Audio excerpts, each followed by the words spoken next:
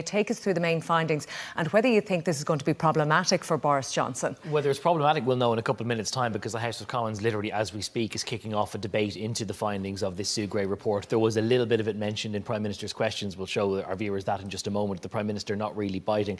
What is particularly striking is the outline of the event that Sue Gray uncovered. She literally goes through very methodically what were the rules at the time and what was going on. She finds that there was a Christmas party which was not advertised as a Christmas party, but which was, to all intents and purposes, a Christmas party in December 2020, when the country was in effective lockdown, which was so raucous that somebody accidentally knocked off a panic alarm and a policeman had to come to the scene. There was an instance in June of 2020, which again was a time when the all outdoor socialising was all pretty much expressly prohibited. 2 months after Boris Johnson had been in intensive care himself, they discussed a leaving party for somebody at number 10. They called it drinks which weren't drinks, and then literally in the next sentence of the email, what time are we having the drinks? And that was an event which was so debauched that there was, quote, excessive drinking. One individual was sick. There was a minor altercation between two other individuals. Again, this at a time when social gatherings were expressly prohibited.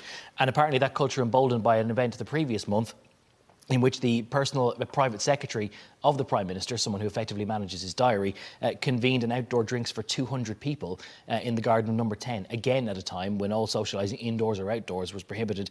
He later on told somebody else, I think we got away with it. Now, all of this has been raised in the Prime Minister's questions inside the last half hour. Let's have a little listen to what Ian Blackford of the Scottish National Party had to say. This Prime Minister, who has broken the law and shown a cavalier attitude to the truth, cannot be allowed to remain in office. Prime Minister, time is up. Resign. Resign. Resign before this House is forced to remove him. Prime Minister. I thank him very much. I would just direct him again. I think it would be to his advantage to look through the report, and then I think we should return to it after PMQs.